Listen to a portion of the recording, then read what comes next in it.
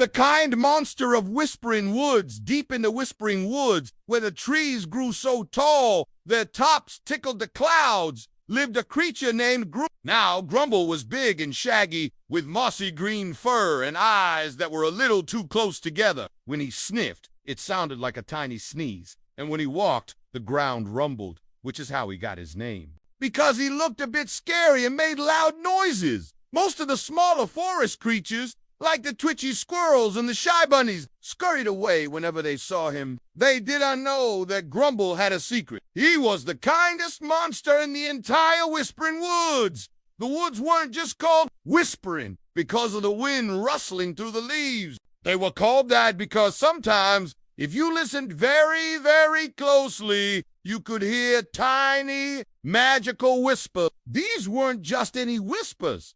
They were wish-granting whispers. If a creature truly needed something and whispered it into the breeze with all their heart, a little spark of magic would float towards Grumble, who was the guardian of the whispers. One sunny afternoon, a tiny, brown sparrow named Pip was hopping frantically from branch to branch. "Oh dear, chirped Pip, his little voice filled with worry. "My nest! The big wind blew it right out of the tree.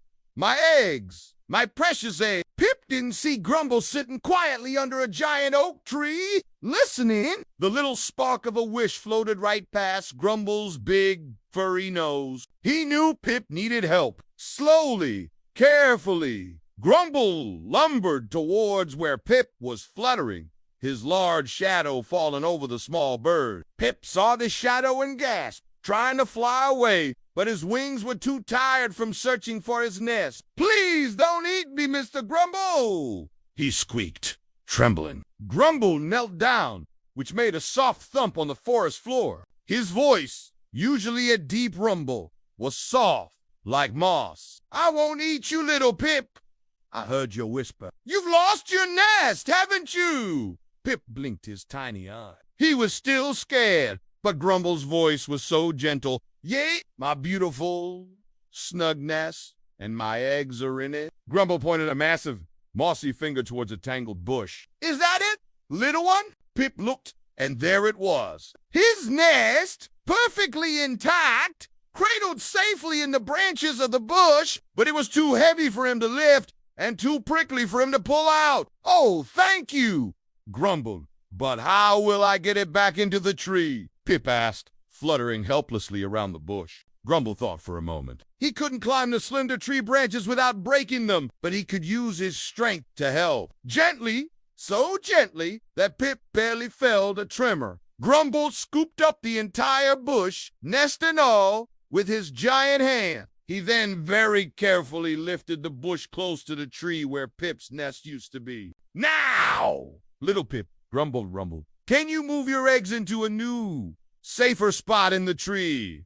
I'll hold the bush steady." Pip, amazed and grateful, quickly flew to his nest. He carefully nudged each tiny egg, one by one, into a snug hollow he found in the crook of two branches. Grumble stayed perfectly still, holding the bush until every single egg was safe. Once Pip was done, he flew to Grumble's nose. "Thank you, Grumble," he chirped, so close that Grumble could feel the tiny puffs of air. "You're not scary at all. You're very, very kind." Grumble smiled, a wide, mossy smile that showed a few leafy teeth. It made his whole face crinkle. He felt a warm glow spread through his shaggy fur. He wasn't misunderstood by Pip anymore, and Pip learned that you shouldn't judge someone just by how they look or sound, because even the biggest rumbling monster could have the kindest heart in the whole wide Whispering Woods.